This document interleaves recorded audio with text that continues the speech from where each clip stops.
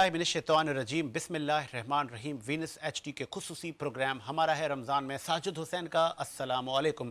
ताक रातों की तरफ हमारी ट्रांसमिशन बढ़ रही है और अब मैं बढ़ने से पहले तारुफ करते चलूँ। मेरे साथ मौजूद हैं आपका अहले सुन्नत की जान है और अहादीस की रोशनी में आप गुफ्तगू करते हैं धीमे लहजे में। मौलाना शौकत हुसैन साली साहब ने ज्वाइन किया है आपका साथ, गुज़िश्ता 3 साल से हमारे साथ हैं। हर साल आप हमें टाइम देते हैं, बहुत शुक्रिया सर साली साहब, आपने टाइम दिया।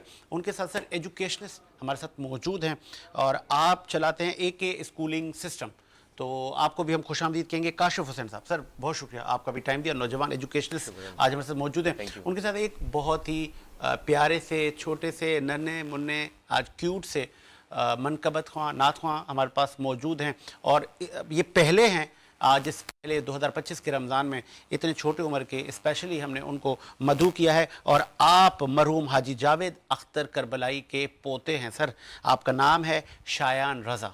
बहुत शुक्रिया शायान, आपने टाइम दिया। बिस्मिल्लाह, आगाज़ आपसे करेंगे। दिल लगाऊंगा दिल लगी की तरफ, दिल लगाऊंगा दिल लगी की तरफ, फिर न जब जाऊंगा अली की तरफ। मैं कहाँ जाऊं मांगने खैरात, मैं कहाँ जाऊं मांगने खैरात, मुझको मेरे रब ने का अली की तरफ।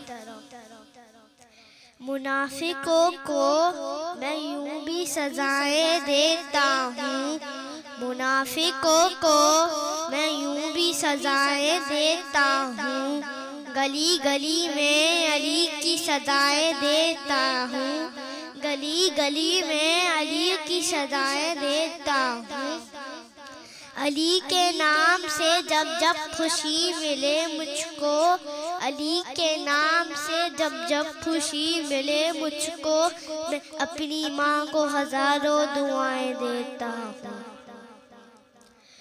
मोहम्मद हमारे बड़ी शान वाले, मोहम्मद हमारे बड़ी शान वाले, जो नबियों में रहमत लक़ब पाने वाले, मोहम्मद हमारे बड़ी शान वाले। खुदा जिसके सीने पे कुरान उतारे, खुदा जिसके सीने पे कुरान उतारे, मुदस्सिर कहे और मुज़म्मिल पुकारे, जो नूरे खुदा दो जहां जिसके उजाले, मोहम्मद हमारे बड़ी शान वाले, मोहम्मद हमारे बड़ी शान वाले। जब आए ज़मीं पर मोहम्मद हमारे, जब आए ज़मीं पर मोहम्मद हमारे, फलक ने ज़मीं पर बिछाए सितारे, उठे सरज़मीन ने अरब से ये नारे, मोहम्मद हमारे बड़ी शान वाले, मोहम्मद हमारे बड़ी शान वाले। सल्लल्लाहु अलैहि वसल्लम, सल्लल्लाहु अलैहि वसल्लम। बहुत खूब, बहुत खूबसूरत कलाम आपने सुनाया शायान रज़ा, बहुत शुक्रिया आपके वक्त का। और आगे बढ़ाते हैं सिलसिले को। मौलाना सैलवी साहब हमारे साथ। सैलवी साहब, 23 रमज़ानुल मुबारक आखिरी अशरे में हम आ चुके हैं। रमज़ान कब आया, कैसे आया और कितना जल्दी से अब ये गुज़रता जा रहा है। आखिरी रातों की बड़ी फजीलतें हैं, हमें ताक रातें ढूंढनी होती हैं, क्या आप बताएंगे, क्या एजुकेट करेंगे, दीन इस्लाम क्या कहता है? बिस्मिल्लाहिर्रहमानिर्रहीम। सलातम व सलामन अलैका या सय्यदी या रसूल अल्लाह। मोहतरम साजिद हुसैन साहब, बिल्कुल आपने सही फरमाया कि आज की जो शब है वो ताक रातों में से दूसरी शब है। ताक रातें 5 हैं, जो कि एक रात पहले गुज़र चुकी है ऑलरेडी, 21वीं शब। आज 23वीं शब अल्लाह के फजल व करम से जारी और सारी है। खुशबख्त हैं वो ख़वातीन व हज़रात जो इस रात के फ़यूज़ व बरक़ात अपने दामन में समेटने की सआदत हासिल कर रहे हैं। और इसके बाद जो है हमारे पास 3 रातें बाकी होंगी। एक 25वीं शब होगी, 27वीं शब होगी और 29वीं शब होगी। तो यकीनी तौर पर हमारे हाज़रीन व नाज़रीन को चाहिए कि अल्लाह का हम शुक्र अदा करें कि उस बारी ताला का हम पर बहुत बड़ा एहसान है कि हमने अपनी ज़िंदगी में एक बार फिर न सिर्फ़ माह रमज़ानुल मुबारक को पाया, बल्कि रमज़ानुल मुबारक के इस आखिरी अशरा की ताक रातों को भी हमने पा लिया है। और आज दूसरी ताक रात जो कि अपनी तमाम तर बरकतों वजाहतों के साथ जारी और सारी है, हम इसमें ज़्यादा से ज़्यादा शब बेदारी का अहतमाम करें। और सबसे बुनियादी जो चीज़ है, हमें साजिद हुसैन साहब 2 रकात नमाज सलातुत तौबा अदा करनी चाहिए। और अल्लाह करीम की बारगाह में ये 2 रकात नमाज अदा कर लेने के बाद सबसे पहले अल्लाह की बारगाह में सच्ची तौबा करनी चाहिए। अपने माजी को अपने सामने रखें कि वो गलतियां जो कि हमने जानबूझकर की, वो गुनाह जो कि लापरवाही की हालत में हुए, वो गुनाह जो कि गफलत की हालत में हुए, वो तमाम नापसंदीदा अफ़वाल जो हमारी ज़ात से सादिर हुए, उन पर शर्मसार हो कर के नदामत करते हुए अल्लाह की बारगाह में हमें सच्ची तौबा करनी चाहिए। और वो रब बड़ा करीम है, गफ़ूर रहीम है, अला कुल्लि शैइन कदीर है। वो अपने बंदे से बेमिसल बेमिसाल प्यार करता है। जब हम उस बारी ताला की बारगाह में रोएंगे, गिड़गिड़ाएंगे, आंसू बहाएंगे, और इंशाअल्लाह ज़रूर उस बारी ताला की हम पर मेहरबानी होगी। उलाइका अलैहिम सलावातुम मिर रब्बिहिम व रहमा। अल्लाह की रहमत बारिश के मानिंद बरसती है। और जब अल्लाह की रहमत बारिश के मानिंद बरसती है तो फिर इंसान को सर से लेकर पाँव तक धो करके पाक और साफ़ कर दिया जाता है। फिर इसी तरह अल्लाह रब्बुल आलमीन ने इरशाद फरमाया, या अय्युहल्लज़ीना आमनू, ऐ ईमान वालो, तूबू इलल्लाह, अल्लाह की तरफ तौबा करो, तौबतन नसूहा, ऐसी तौबा जो कि तुम्हारे लिए नसीहत और कामयाबी बन जाए।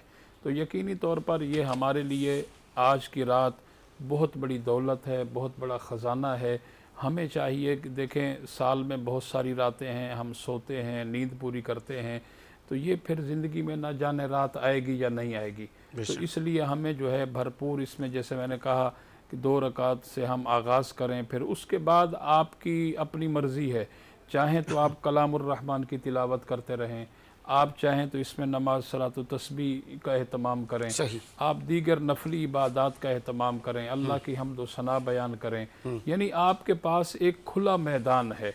और आपको बिल्कुल जो है इस्लाम हर किस्म की जो है सहूलत देता है कि जिस तरह चाहें आप अपने रब को राज़ी करें, जिस तरह चाहें आप अल्लाह का कुर्ब हासिल करें, जिस तरह चाहें आप अल्लाह की मार्फत हासिल करें, जिस तरह चाहें आप इसमें अल्लाह ज़ात को अपने दिलों पर नक्श करें।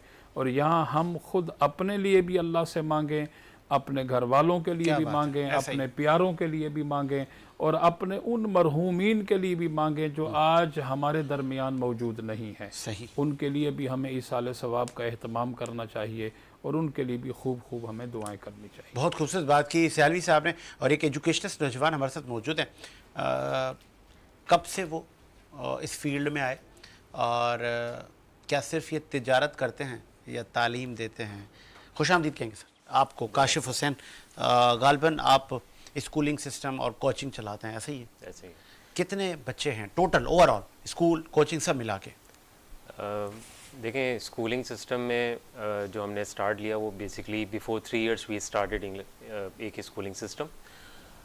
इस वक्त जो हमारी स्ट्रेंथ है वो तकरीबन 150 के करीब सिर्फ स्कूल में है, और कोचिंग सेंटर में भी अराउंड 150-200 के करीब है। ओवरऑल 300। ओवरऑल 300 हमारे पास स्टूडेंट्स हैं जो कि हर साल हमारे पास इंग्लिश लैंग्वेज, कंप्यूटर क्लासेस और 9 मैट्रिक और फर्स्ट ईयर सेकेंड ईयर की क्लासेस लेते ये आप देखा ये गया है कि माजरत के साथ हैं। जी आपका बड़े अच्छे शोबे से ताल्लुक़ है, तालीम कम धंधा ज़्यादा हो गया है, कारोबार है, बिजनेस है। देखें कितनी तनख्वाह देते हैं आप टीचर को? तनख्वाहें वेरी करती हैं क्लासेस के हिसाब से, नहीं, एजुकेशन के हिसाब आपके से। पास कितनी है? 9th क्लास की टीचर को कितनी सैलरी देते हैं? एवरेज जो हमारे पास सैलरी है वो 15,000 से स्टार्ट होकर 30,000 तक है अच्छा, सैलरी। ठीक है, जी ठीक है। अच्छा, ये जो आप 15,000 रुपये तनख्वाह देते हैं एक उस्ताद को, 15,000 रुपये, क्या आपको लगता है 15,000 में उसका कुछ होता होगा?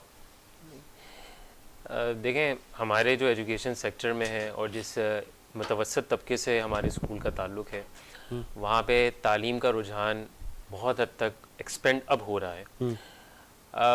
ख़र्चे और अखराजात की अगर बात की जाए तो आप भी जानते हैं कि बहुत सारे मामला जो हैं आपके 1 लाख में भी पूरे नहीं हो सकते, 50,000 में भी पूरे नहीं होते। लेकिन हम ये कह सकते हैं कि इस तालीमी शोबे में तालीम की अहमियत को उजागर करने के लिए जो एक टीम 15,000 का उस्ताद आपने रखा है अपने स्कूल में, कोचिंग में, जिसको आप 15,000 रुपये देते हैं, वो 15,000 रुपये में बेचारा क्या तालीम देगा और उसकी अपनी वर्थ क्या होगी, किस स्कूल से वो पढ़ के आया होगा कि जो कि 15,000 रुपये में आपके पास टीचिंग कर रहा है? जी ये गलत नहीं कर रहे आप? नहीं, इसमें आप ये बात अंदाज़ा लगा सकते हैं कि इस वक्त तालीम का रुझान जो है हमारी दुनिया में या हमारे मुल्क में अगर हम स्पेसिफिकली बात करें तो बहुत डिग्रेड समझा जाता है। तो आप भी तो उसमें हिस्सा डाल रहे हैं। नहीं, अगर हम सिर्फ सैलरीज़ के ऊपर बात करना शुरू करें तो बहुत सारे असातिज़ा भी हैं जो हमारी लाइफ से गुजरे हैं, जिन्होंने विदाउट फ़ी भी बच्चों को पढ़ाया है। नहीं, वो तो एक खैर का काम है ना जी। वो तो अल्लाह और उस बंदे उसका काम है, लेकिन आप एक सेंटर चला रहे हैं 2-3, आप ये बिजनेस कर रहे हैं, जी तो फिर वो बिजनेस भी तो अच्छा करें ना, ईमानदारी से करें। जी, ईमानदारी से करते हैं। अच्छा। और बहुत सारे हमारे ऐसे असातिज़ा हैं जो कि बड़ी मेहनत के साथ और लगन के साथ हमारे बच्चों को पढ़ाते हैं। और इसमें कोई दो राय नहीं है कि तालीम हासिल करने वाले और तालीम देने वाले दोनों का हक बराबर है। जो बच्चे तालीम हासिल कर रहे हैं, कितनी महाना कितनी फीस है आपके स्कूल की? एवरेज फ़ीस अगर मैं बात करूं तो ये सारा काम तो अकाउंट सेक्शन देखता है, लेकिन ये समझ लें कि अगर ऐसे भी स्टूडेंट्स हैं जो कि मैं डिस्क्लोज नहीं कर सकता आपके चैनल पे, नहीं, जो लेते हैं आप, जो वेल सेटल्ड लोग हैं, नहीं, जो आपको नहीं भी देते हैं पैसे, ऐसे भी काफ़ी वो सारे बताएं जो students देते हैं हैं। पैसे। जी, उसमें रेंज जो है वो 1500 to 2000 रुपीज़ फीस एवरेज है, ठीक है, और इससे बिलो भी है काफ़ी सारे, और उनसे हम 1 रुपया भी महीने का चार्ज नहीं करते। वो सिर्फ आप ये समझ लें कि एक नेकी का रास्ता है या उन वालिदैन के लिए सपोर्ट है जो बेचारे तालीम हासिल टोटल करना टीचर्स की चाहते हैं। कितनी तादाद है आपके पास? अगर हम पूरी टीम की बात करें तो हार्डली होंगे 25-30 टीचर्स, उसमें नॉन टीचिंग स्टाफ भी है, टीचिंग स्टाफ मेंबर्स भी हैं। और आप वहाँ सरबराह हैं, यानी आप प्रिंसिपल हैं? यस। अच्छा, आपके पास एलिजिबिलिटी है? जी, कैसे? I am a TESOL certified English language trainer. ठीक है। I have a certification from Arizona State University, America, ठीक है, which applies and which gives me a permission to teach English as a Okay. secondary language okay. and to just supervise the whole institution. अच्छा, अगर हमारे यहाँ मयार सिर्फ language ही experience है तो क्या ये ठीक है? No, who said this is standard? Nobody says about it. Only those students or those people who does not know about the English language, they somehow explain such things. But for me, from my point of view, English is not a standard to judge anyone's intelligence and excellence.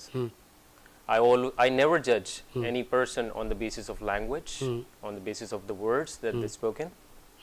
Then why you speak What? in English? I speak English because I'm an English language trainer and an English But language this is teacher. not a platform. No, it's not a platform. But यहाँ पर अगर हम बैठ करके किसी भी education, क्योंकि वो भी एक एजुकेशन है, एक इंग्लिश चले, लैंग्वेज स्किल्स हैं। ठीक है, चले बेचारे काशिफ परेशान हो गए कि साजिद भाई को पता नहीं क्या हो गया, ये तो वो जैसे कोई इंटरव्यू लेने आता है। खुशामदीद कहेंगे, कुछ मेहमानों ने हमें ज्वाइन किया है। आप किसी तारुफ के मोहताज नहीं हैं, मारूफ बिजनेसमैन होने के साथ साथ पॉलिटिकल एनालिस्ट हैं, बेबाक खुल के गुफ्तगू करते हैं। इकबाल अडवाणी साहब ने ज्वाइन किया। सर खुशामदीद कहेंगे। अडवाणी साहब आपको शो में, समी कादरी ने ज्वाइन किया, समी आपको भी खुशामदीद कहेंगे। और इकबाल अडवाणी साहब नौजवान एजुकेशनिस्ट हमारे साथ मौजूद हैं। आपने बताया कि हमारे पास 20-25 टीचर हैं, 2,500-3,000 रुपये स्कूल की फ़ीस लेते हैं हम, 15,000 रुपये स्कूल टीचर को भी 2000। स्कूल को 15, जो टीचर है जो बच्चे पढ़ाते हैं उसको हम 15,000 रुपये देते हैं। ये मयार हमारे यहाँ उस्ताद का है, क्या कहेंगे? देखिए, हमारे यहाँ एक्चुअल प्रॉब्लम ये है कि टीचर हो या कोई भी चीज़ हो, उसको उनकी मेरिट पे हायर ही नहीं किया जाता।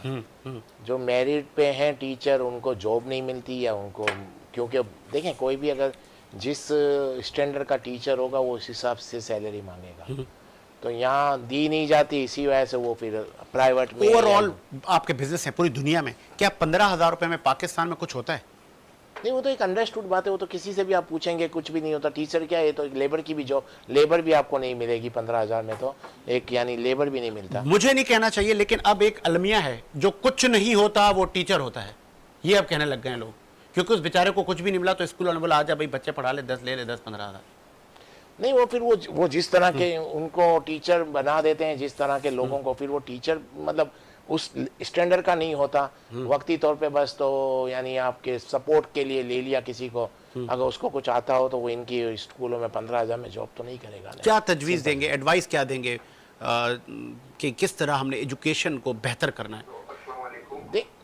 जी वालेकुम अस्सलाम, कौन कहाँ से बात कर रहे हैं? सर, मैं इशरतुल्लाह बात कर रहा हूँ, नॉर्थ कराची से। जी जी इशरत साहब बताइएगा, क्या कोई सवाल है आपका? ये इंस्टीट्यूट वालों से एक रिक्वेस्ट इनसे करनी है कि जैसे हम स्टूडेंट्स के लिए और नौजवानों के लिए काम कर रहे हैं, तो इसमें बहुत से जो है उम्र रसीदा वो भी पढ़ना चाहते हैं।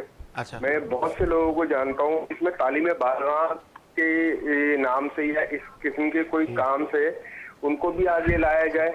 ठीक है। नहीं तो देखे ना, हमारे बुजुर्ग हैं, बड़े हैं और एज भी उनकी 40-50 साल की है, मगर वो पढ़ना चाहते हैं, मगर वो दस्तियाब ही नहीं है कहीं पे, चूंकि 7,000, 8,000, 9,000, 15,000 ये फीस होती है कोचिंग्स की।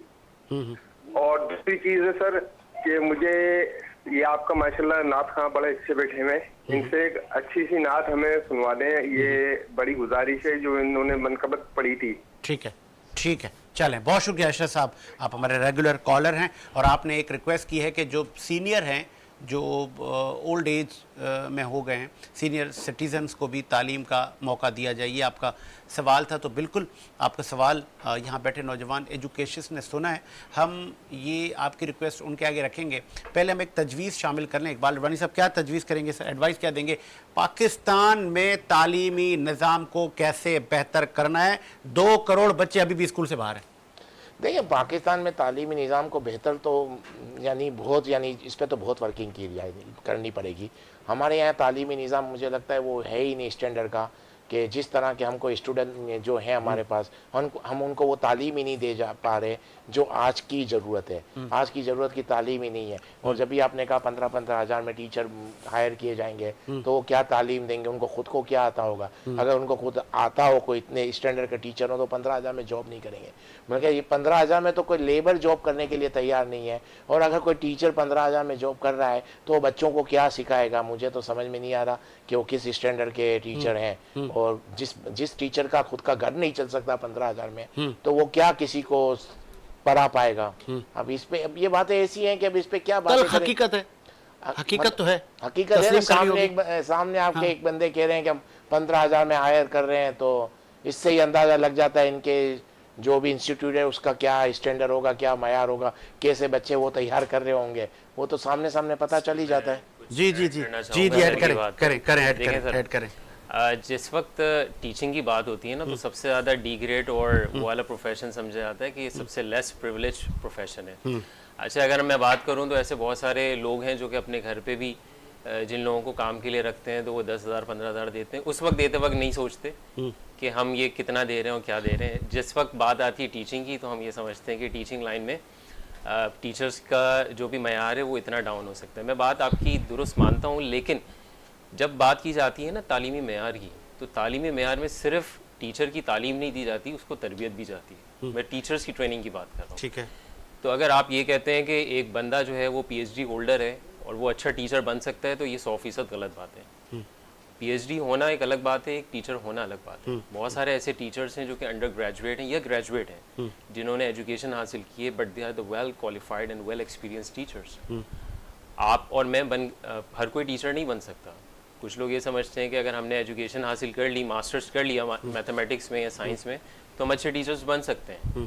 तो ऐसा मेयार नहीं है। टीचिंग लाइन के अलावा उसमें ट्रेनिंग की भी ज़रूरत पड़ती है। ठीक है। और अल्हम्दुलिल्लाह मेरा इदारा ऐसा है। क्या ट्रेनिंग जिसमें देते हैं? हम क्या उस teachers ट्रेनिंग में को क्या train है? करते हैं। क्या देते हैं ट्रेनिंग में? क्या उसमें सिखाते हैं? मैं कुछ एक दो टॉपिक्स जी, आपको जी, बता please, दूं। please. जैसे CRM हमारी लैंग्वेज में एक वर्ड होता है जिसमें हम कहते हैं क्लासरूम मैनेजमेंट, ठीक है, कि how to manage the class. ठीक है, इसी तरह चेकिंग क्राइटेरियाज होते हैं, ठीक है। बच्चों की कॉपीज हैं, ठीक है। एग्जाम कॉपीज और इसके अलावा बच्चों की बिहेवियर मैनेजमेंट। और आप जानते हैं कि और? आजकल जो एजुकेशन सेक्टर है उसमें बच्चों की ना सिर्फ तालीमी तरबियत बल्कि दुनियावी तरबियत भी और है। कुछ बस ये ट्रेनिंग थी? और भी हैं काफी यहाँ पे सारे मोस्ट topics हैं। इंपॉर्टेंट पॉइंट आप मिस कर गए और गालबन वो आपके यहाँ नहीं होगा, जो कि आज नहीं, ये मैं आपको बात कर रहा हूँ आज से 15 साल पहले जी। पाकिस्तान के बड़े स्कूलों में 15 साल पहले की बात बता रहा हूँ, एक्टिविटी बेस्ड लर्निंग। वो भी है, कॉन्सेप्चुअल बेस्ड लर्निंग इसको कहा जाता है बेसिकली। ठीक है, हम ये जो कॉन्सेप्चुअल बेस्ड लर्निंग करवाते हैं, basically it is not all about the books.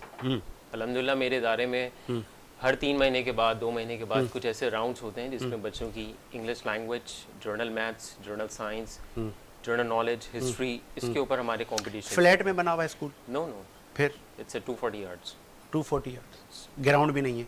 Ground के साथ है। ग्राउंड उस 240 यार्ड में ग्राउंड कहाँ से होगा जरा?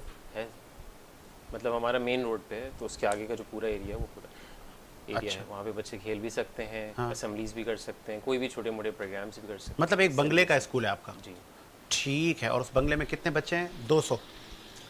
मुझे अभी स्ट्रेंथ एक्चुअल नहीं पता, बट अराउंड 150 to 200 के दरमियान है। हाँ, अब पता है क्या, पूरी दुनिया आपको जी। हमें देख रही है। मेरा कोई कतन ऐसा मतलब नहीं है कि कोई मैं आपको आपके बिहेवियर, आपके वो पेशे को कोई ऐसा कर रहा हूँ, लेकिन ये इसलिए हम कड़वी बातें कर रहे हैं ताकि हुक्मरानों की आंखें खुलें, बेशक सही। ताकि वो ये देखें कि ये हाल है आपके पाकिस्तान में टीचर्स का, स्कूलों का। और अडवाणी साहब ने भी बड़ी कड़वी बात की कि क्या स्टैंडर्ड होगा फिर, और दुनिया कहाँ कहाँ क्या क्या बना रही है, रोबोट्स आ गए, AI आ गए, पता नहीं क्या क्या दुनिया बनाई जा रही है, और हम कहाँ हैं। चलें आगे बढ़ जाते हैं, ये तो चलते रहेंगे। अडवाणी साहब आज 23 मार्च है और बड़े बड़े तमगाए इम्तियाज़ और भुट्टो साहब को निशाने पाकिस्तान से नवाजा गया। उनके वफ़ात के बाद उनकी साहबजादी सनम भुट्टो ने वो अवार्ड रिसीव किया। उनकी जो खारजा पॉलिसी को अप्रिशिएट किया गया और उनके दौर को बड़ा बेहतर पाकिस्तानी दौर कहा गया, और जुल्फ़कार भुट्टो को फिर ज़िंदा किया गया और फिर उनको निशान पाकिस्तान से नवाजा गया। एक तो इस पे मैं आपका पॉइंट चाहूँगा। दूसरा, सिविल सोसाइटी में भी बड़े अवार्ड दिए गए, जर्नलिस्ट को, ताजरों को। इस तकरीब को आप कैसा देखते हैं? देखिए, इस तरह के अवार्ड तो देने चाहिए, अच्छी बात है, इंकरेज करना चाहिए। बस शर्त यह है कि ये अगर मेरिट पे हैं तो बहुत अच्छी चीज़ है और मेरिट पे होनी चाहिए। लेकिन बदकिस्मती से मेरे पास जितनी स्टडी है कि ज़्यादातर इस तरह की चीज़ें होती हैं जो पाकिस्तान में ज़्यादा मेरिट पे नहीं होती। मेरिट पे होनी चाहिए और कंटिन्यू होनी चाहिए, हर साल होनी चाहिए, अच्छी चीज़ है, लेकिन इसमें मेरिट का ख्याल रखना चाहिए। भुट्टो साहब के अवार्ड मेरिट पर है? हाँ, भुट्टो साहब का बनता है, ऐसी बात नहीं है, क्योंकि उनके साथ कुछ नाइंसाफियाँ भी हुई हैं। इंसाफ मिल गया उसको इस निशान पाकिस्तान के इंसाफ बाद? तो जब आप मरने के बाद किसी को कुछ दे रहे हैं तो क्या इंसाफ वाली बात तो नहीं है, लेकिन फिर भी यानी something is better than nothing. चले, अच्छा है दिया गया तो। अच्छा, आगे बढ़ जाते हैं। पाकिस्तान के मैशी सूरत हाल आपके सामने, आप अच्छे इकनॉमिक एनालिस्ट हैं। जो इकनॉमिक की सूरत हाल है, ये जो अपोजिशन वाले हैं वो कह रहे हैं ये जितने भी आपको बताए जा रहे हैं ना फैक्ट्स एंड फिगर, ये झूठ पर मबनी है, असल में कहानी कुछ ख़राब है। तो ये सही कह रहे हैं या कि वाकई हम बेहतरी की तरफ जा रहे हैं? नहीं, पहले से तो काफ़ी थोड़ा बेहतर हुआ है, लेकिन इतना भी नहीं जितना बताया जा रहा है।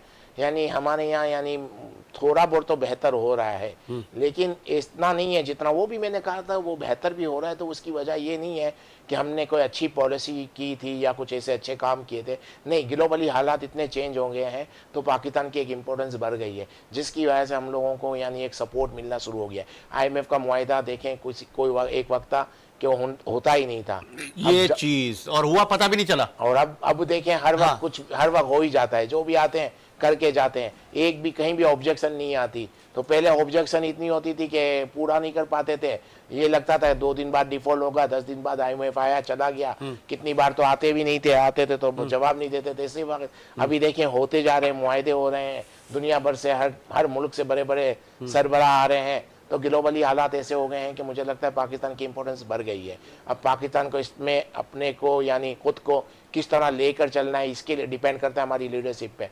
और काफ़ी अच्छी अपॉर्चुनिटी मिली है हमको इन ग्लोबली हालात की वजह से। अब पाकिस्तान उसको अवेल किस तरह करता है, ये एक सवाल है। बहुत खूबसूरत बात की। और चूंकि पूरी दुनिया में ट्रैवल और पूरी दुनिया में बिजनेस आपके हैं, और फिर एज़ पर जब मैं आपको स्टडी कर रहा था तो अक्सर रमज़ानुल मुबारक का महीना आपके होम टाउन पाकिस्तान में गुजरता है।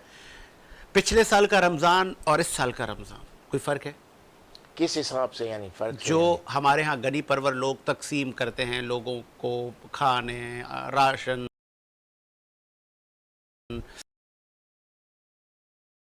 बड़ी बड़ी इफ्तारियां करवाती है, हुक्मरान भी कहते हैं भाई लड़ाई झगड़ा छोड़ो, बेहतर है, सब कुछ सही जा रहा है। सही है। उस पिछले साल के मुकाबले मुझे लगता है थोड़ा कम हो रहा है इस बार। अच्छा। हाँ, शायद मुझे नज़र आ रहा है कि पिछले साल जितना ज़्यादा, इससे पिछले साल ज़्यादा हुआ था। हो सकता है लोगों के बिजनेस डिक्लाइन कर गए होंगे, इस वजह से भी हो सकता है। और काफ़ी लोग पाकिस्तान से बाहर चले गए, काफ़ी बिजनेसमैन काफ़ी बाहर चले गए, तो मुझे नज़र कम आ रहा है पिछले साल के मुकाबले में। पिछले साल कुछ ज़्यादा हो रहा था, इस साल कम है। हो सकता है बिहाइंड द कर्टन और कुछ काम हो रहे हो, यानी जो काम दिखाए जा रहे थे पिछले साल उस तरह के काम अभी कम दिखाए जा रहे हैं। अब रीज़न आप चूंकि एक मारूफ बिजनेसमैन है, आप एक मिथ हो गई है यहाँ पर, रोशनी डालिएगा, क्योंकि आप सच खरा सच बोल देते हैं, इसलिए आपसे फिर हम बड़े कड़वे सवाल करते हैं। जिससे पूछो हालात बुरे हैं, जिस ताजिर को फ़ोन करो हालात बुरे हैं, जिस बिजनेसमैन से पूछो कि हालात बुरे हैं। साजिद भाई मत पूछें, साजिद भाई बस ख़त्म हो गए, साजिद भाई बस मत पूछें।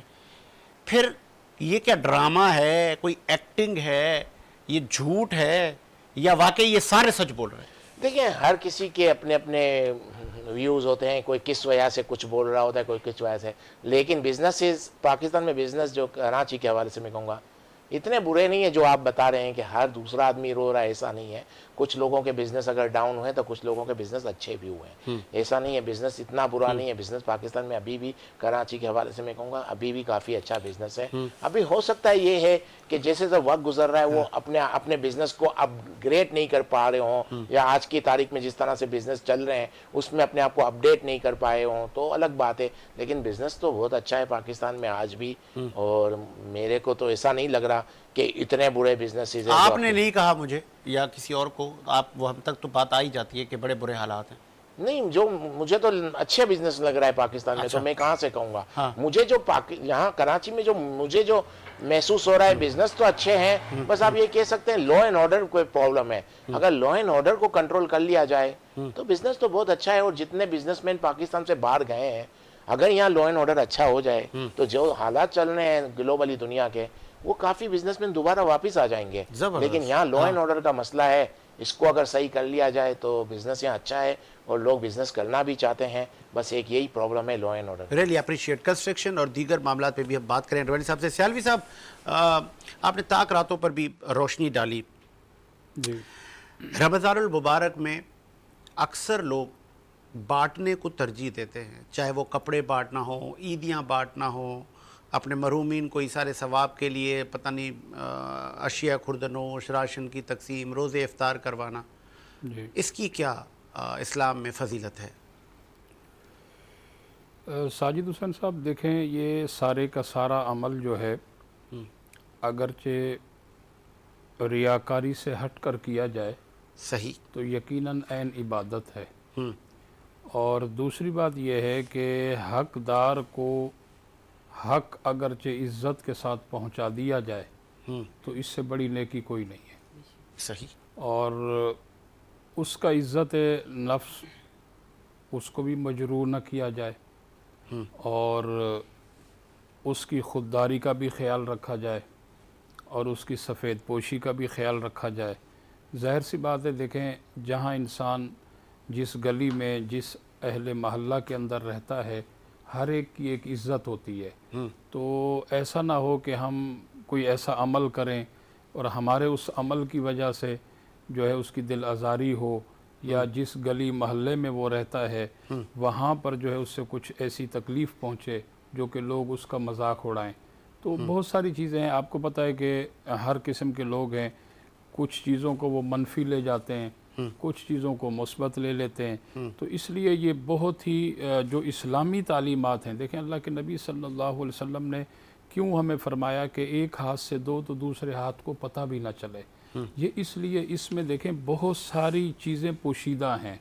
ये जो आप सल्लल्लाहु अलैहि वसल्लम का फरमान है, इसमें बहुत सारी चीज़ें जो है पोशीदा हैं। तो वो हमारे जो है मुखय्यर हजरात जो कि ये नेकी के काम सर अंजाम देते हैं, हमारी उनके लिए बहुत सारी दुआएं हैं। अच्छा काम है, खुश ऐन काम है, लेकिन आप जो है वो ऐसा कोई भी अमल न करें। और ख़ास करके जो आपके नीचे काम करने वाले वर्कर हैं उनकी भी अच्छी तरबियत होनी चाहिए कि भाई वो हकदार तक उसका हक उसको पहुंचाएं, उसकी दहलीज तक, लेकिन इज़्ज़त के साथ। इज़्ज़त मजरू ना हो। हाँ, किसी की सेल्फ रिस्पेक्ट का बड़ा मसला है, उसके अहले मोहल्ला अहबाब इनका बड़ा ख्याल रखना चाहिए। काशिफ हुसैन, क्या मकासद हैं आपके, क्या आपने सोच रखा है, आगे क्या करना है? देखिए, स्कूल बनाने का मकसद हमारा सिर्फ एक है। पूरी पाकिस्तान, पूरे कराची या पूरी दुनिया में फोकस किया जाता है तालीम के ऊपर। हमारा वन विजन है, तालीम प्लस तरबियत। ठीक है। तालीम के बगैर तरबियत अधूरी है और तरबियत के बगैर तालीम भी अधूरी समझी जाती है। बाज़ दफ़ा हम ये देखते हैं कि हमारे वालिदैन, इवन जो लोग पैसे देते हैं फ़ीस की मद में, वो ये समझते हैं कि हम सिर्फ तालीम के लिए पैसे दे रहे हैं, जबकि ये चीज़ बड़ी फैक्ट की बात है कि कहीं पर भी अगर आप सिर्फ तालीम के ऊपर फोकस कर रहे हैं, तरबियत नहीं देख रहे, तो ये चीज़ का फैक्ट है। बीइंग जर्नलिस्ट, मेरे पास एक कॉल आती है पिछले साल, बड़ा स्कूल, बड़ा नाम है, मैं नाम नहीं डिस्क्लोज करूँ क्योंकि बड़ा नाम है। एक साहब थे, वो कह रहे हैं सर मेरे बच्चे को इन्होंने स्कूल से निकाल दिया, सिर्फ मैंने 1 महीने की फ़ीस लेट की और मुझसे फ़ीमेल टीचर्स ने इतनी बदतमीज़ी की है और कि मैं वो बयान नहीं कर सकता। ये तो माँ बाप की इज़्ज़त है हमारे यहाँ स्कूलों में। आप तरबियत की बात कर रहे थे। जी, ऐसी फैक्टर देखें, हर प्रोफेशन में अच्छे और बुरे लोग मौजूद हैं। मैं ऐसा नहीं कह सकता कि 100% एजुकेशन सेक्टर सही काम कर रहा है। हर बिजनेसेस में बहुत अच्छे लोग भी काम करते हैं, ईमानदारी से, दयानतदारी से। जर्नलिस्ट भी हैं, उसमें भी अच्छे और बुरे लोग हैं। नहीं, आपके यहाँ जब पेरेंट्स आते हैं जी, तो आप उनको क्या, कैसे उनका रवैया आपका क्या होता है? नौकर आए हैं हमारे पास? नहीं, रवैया हमारा पॉजिटिव और वेलकमिंग होता है। और शुक्र है कि हमारे इदारे में कभी ऐसे पेरेंट्स की तरह से इज़्ज़त नफ्स को मजरूह नहीं किया गया कि उनकी फ़ीस की वजह से हम बच्चों को घर बैठाते हैं। देर सवेर होती है, मुआशी हालात पे सर ने नज़र डाली अभी, तो हम भी समझते हैं कि क्या मुआशी हालात चल रहे हैं। तो अगर फ़ीस डिले भी हो जाती है तो हमारा काम सिर्फ उनको नोटिफाई करना है, निकालना नहीं है। अच्छा, नोटिस देते हैं, वार्निंग देते हैं आप? वार्निंग नहीं, नोटिस।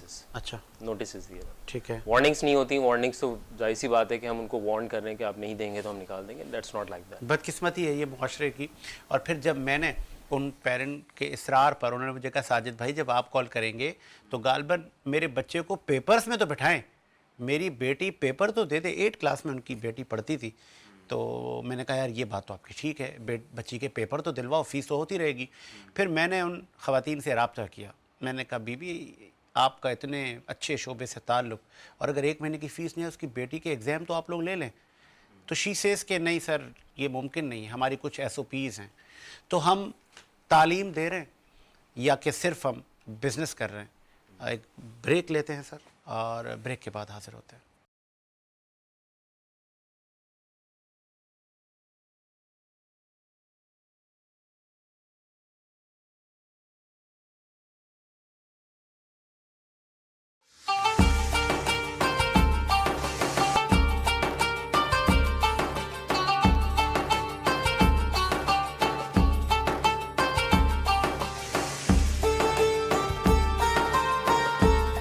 अच्छा जी, चले जी, ब्रेक के बाद खुश आमदीद। प्रोग्राम को आगे बढ़ाते हैं और एक लम्हा फ़िक्रिया है पाकिस्तान में तालीम निज़ाम और प्राइवेट स्कूल एसोसिएशन और जितने प्राइवेट स्कूल हैं उनके जो रूल्स एंड रेगुलेशन हैं बड़े टफ़ हैं।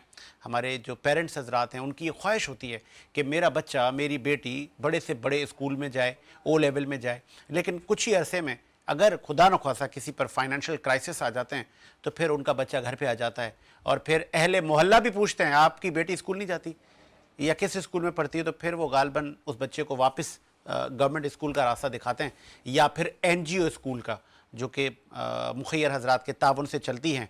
क्योंकि एक साहब बिजनेसमैन मेरे साथ मौजूद हैं, आपकी भी NGOs हैं, आप भी बड़ा डोनेट करते हैं लोगों को, बड़े फलाही काम करते हैं। लम्हा फ़िक्रिया है इकबाल अडवाणी साहब, फ़ीस नहीं आई, बच्चा घर चला गया और फिर पेरेंट्स गए, पेरेंट्स को भी भगा दिया। चलें जी। देखिए वापस जो जाएं। प्राइवेट स्कूल के हवाले से आप बात कर रहे हैं तो वो तो बिजनेस करने के लिए आए हैं, तो वो बिजनेस करते हैं। वो तो हर चीज़ में बिजनेस है ना उनका। तो वो तो आपको कहेंगे भाई आपको यूनिफॉर्म भी हमसे लेना है, किताबें भी हमसे लेनी है, स्टेशनरी भी हमसे लेनी है। पहले ये था कि किसी का बच्चा 7th में है और वो पास करके 8 में गया तो दूसरा बच्चा अगर 6 से 7 में आया या अड़ोस पड़ोस का कोई बच्चा 7 में आया तो बुक्स उसको काम आ जाती थी। तो ये भी खत्म हो गया। तो प्रॉपर बिजनेस हो रहा है। अब इसमें क्या बात करनी नहीं तो की बड़े है? बड़े स्लोगन हैं कि हमारे यहाँ सिर्फ तालीम दी जाती है, बड़े बड़े नाम है ना, तो वो फिर तालीम में इसका मतलब नहीं दे रहे, वो बिजनेस प्रायोरिटी पे है, तालीम सेकेंडरी है। वो तो इसमें तो कोई दो राय नहीं है ना, इसमें तो डिबेट ही नहीं है। बिजनेस है जितने भी एजुकेशन, मुझे लगता है काफी अच्छा बिजनेस है। अच्छा। यानी बिजनेस नहीं, बिजनेस भी अच्छा बिजनेस है। देखिए हर बिजनेस में प्रॉब्लम आ रही है, क्राइसिस आ रहे हैं। इनके बिजनेस में कहाँ क्राइसिस आ रहे हैं? तो क्या एनजीओ जो चला रहे हैं वो बिजनेस नहीं है? कौन सी एनजीओ? जितनी भी एनजीओ चल रही हैं ये देखिए business ये नहीं चीज़ें, देखिए ये कुछ चीज़ें ऐसी हैं कि अब इस पे डायरेक्ट हम हिट कर दें कि भाई कोई एनजीओ चला रहा है। ज़्यादातर तो फ्रॉड निकले हैं, ऐसी बात नहीं हाँ, है। माजी में लेकिन निकले हैं। कुछ ऐसे लोग भी होंगे जो अच्छे नीयत से काम कर रहे होंगे। लेकिन बार बार ऐसा है कि हमको कुछ इतना इल्म नहीं है कि कौन सी एनजीओ किस तरह काम कर रही है। हो सकता है कोई फलाई कामों में अच्छा काम कर रही हो, जितना डोनेशन मिल रहा होगा उसको उतना वो डिस्ट्रीब्यूट करते होंगे, और कुछ नहीं भी करते होंगे। लेकिन ज़्यादातर नहीं करते मेरे हिसाब से एनजीओ। जिनको जितना मिलता है डोनेशन इतना वो यूज़ नहीं करते क्योंकि नज़र नहीं आता। और ये भी एक तरह से बिजनेस भी कह सकते हैं। लेकिन हाँ, इसमें कुछ लोग अच्छे भी होंगे जो वाकई अच्छे तरीके से काम कर रहे हैं। गवर्नर कामरान टिसोरी ने गवर्नर हाउस को कहा कि ये अब जहाँ पे अवाम का एक्सेस नहीं होता था, अब यहाँ पे हज़ारों की तादाद में अवाम सैर रफ्तार करती है। फिर एक घंटी बाहर लगा दी है, जिसको कोई मसला हो घंटी बजाए उसका मसला हल हो जाएगा। गवर्नर कामरान टिसोरी के इस इकदाम को कैसे देखते हैं? लेकिन अच्छा है, लेकिन घंटी बजाने के बाद मसले हल हुए हैं कि नहीं? ये है ना सिर्फ कि घंटी बजाई जाती है। प्रॉब्लम तो लोगों के यहीं के यहीं है। हाँ, खाना खिला दिया, इफ्तारी करवा दी, ये करवा दिया, वो तो काफ़ी एनजीओ भी करवा रही हैं यहाँ पर। खाना तो मुफ्त में बहुत खिलाया जा रहा है, हर जगह खिलाया जा रहा है। खाना खिलाना मकसद नहीं है। एक्चुअल जो जेन्युइन प्रॉब्लम है उस पर अमल हो रहा है कि नहीं? लोग गए हैं अपनी प्रॉब्लम लेकर, जेन्युइन प्रॉब्लम वो सॉल्व हुई है तो अच्छा काम है, नहीं हुई तो फिर मकसद नहीं है। शेखानी ग्रुप ऑफ कंपनीज के अली शेखानी ने बड़े ऐलानात किए, 50,000 नौकरियां दूंगा। नहीं, अगर वो देते हैं तो बहुत अच्छा काम है। करना अगर कर सकते हैं तो वेरी गुड। अगर हम तो ये नहीं कह सकते कि वो कर पाएंगे कि नहीं कर पाएंगे। अल्लाह चाह, मैं तो यही कहूँगा कि अल्लाह करे वो कर लें। अगर ये करते हैं तो बहुत अच्छा काम हो जाएगा, हमारे लिए अच्छा हो जाएगा, मुल्क के लिए अच्छा हो जाएगा, इनकी आखिरत संभल जाएगी। अगर ये काम करते हैं तो वेल एंड गुड। क्या और दीगर कारोबारी हजरात को भी उतरना चाहिए मैदान में? देखिए काफ़ी कारोबारी बिजनेस कम्युनिटी के काफ़ी लोग इस तरह का काम कर रहे हैं, ऐसी बात नहीं है। बस बार बार कोई स्क्रीन पे आके बात कर रहा है, कोई नहीं कर रहा। लेकिन काम तो यहाँ पर ऐसी बात नहीं है, करने वाले बहुत लोग हैं, बहुत काम हो रहा है, अच्छा काम भी हो रहा है। जैसे देखें एक सोसाइटी है, काफ़ी बुरे काम हो रहे हैं, काफ़ी बेईमानी है इस सोसाइटी में, लेकिन काफ़ी अच्छे लोग भी हैं, अच्छा काम भी कर रहे हैं। मैंने ऐसे लोगों को भी देखा है, बड़े बड़े बिजनेसमैनों को रातों में मैंने खुद देखा है कि उनको कंबल बांटते हुए, खुद बांटा है उन्होंने कंबल। अच्छा। गाड़ियों में रात को सर्दियों में जा रहे हैं, कंबल दे रहे हैं, ऐसे लोग भी हैं। लेकिन क्या है कि हर किस्म के लोग हैं, ऐसी बात नहीं है। लेकिन इसका हम किसी के बारे में डायरेक्ट जब तक हमको पूरी मालूमात नहीं हो किसी पर्टिकुलर आदमी के बारे में, तो उसके बारे में हम राय कहाँ बड़ी नहीं कर अच्छी सकते। आपकी सियासी बसीरत है। इमरान खान साहब की ईद मतलब कि जेल में हो रही है? हाँ, इमरान खान की ईद तो जेल में हो रही है, मेरे ख्याल में बकरा ईद भी जेल में होगी। अच्छा, जहाँ तक मेरा एक अंदाजा कंफर्म है। तो फिर ये कल एक साहब आए थे, वो कह रहे थे जब सारे केस ही झूठे हैं तो ये तो जुल्म है, ज्यादती है। देखें यार, जुल्म और जाति की बात नहीं है, एक रियलिटी भी है कि पाकिस्तान में एक सियासतदान को किस तरह रहना चाहिए। तो उस तरह अगर ये रहना सीख जाएं और अपने सोशल मीडिया अकाउंट को 6 महीने या साल तक अगर ये खामोश कर दें, तब जाके कोई रिजल्ट किस गुनाह की सजा भुगत रहे हैं इमरान खान?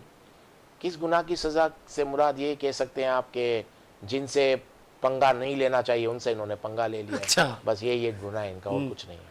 अच्छा, ये बताइएगा, सदर मुमलिकत आसिफ अली जरदारी, चूँकि सदर के पास सवाबदीदी इख्तियार होते हैं, 180 दिन सज़ा में रियायत हुई है कैदियों की। क्या उसका इतलाक इमरान खान पर भी होगा? बड़े इस पर ट्रोलिंग की जा रही है कि इमरान खान साहब जिसको आप कहते थे कि जरदारी तुझे नहीं छोड़ूंगा, अब वो तुम्हारी सज़ा भी कम कर रहा है 180 दिन। नहीं, इमरान खान पे तो किसी भी सियासतदान के बस में की बात ही नहीं है कि वो इमरान खान के लिए कुछ कर सके। इमरान खान के लिए जो कर सकते हैं वही करेंगे, और इमरान खान जब तक उनसे सुलह नहीं करेंगे इससे पहले इमरान खान का मामला नहीं, हल सुलह से हो। मतलब माफ़ी नहीं मांगेंगे? माफ़ी नहीं मांगेंगे, इससे पहले पब्लिकली माफ़ी। अभी तो ऐसा हो गया है पब्लिकली इनसे माफ़ी मांगनी पब्लिकली पड़ेगी मीन्स वीडियो बनाएंगे वीडियो कि मैं इसी- इमरान खान माफ़ी चाहता हूँ कौम से हाथ जोड़ के, ये कि मैंने ये अच्छा। ये काम किया, अब मैं माजरत चाहता हूँ। इससे पहले मुझे तो नहीं लगता कोई ये कि कुछ इनके साथ तो फिर ये भी बताते चलें, क्या ये इमरान खान करेगा?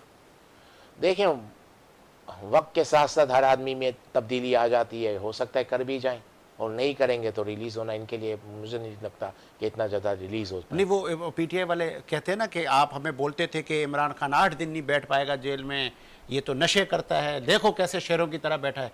तो ये शेर गीदड़ बन तो नहीं जाएगा कि भाई बाप? देखिए, बात गीदर की नहीं है ना, बात ये है कि इमरान खान किसी की बात तो सुनते नहीं है। इमरान खान के खुद के अपने डिसीजन है जो भी हैं।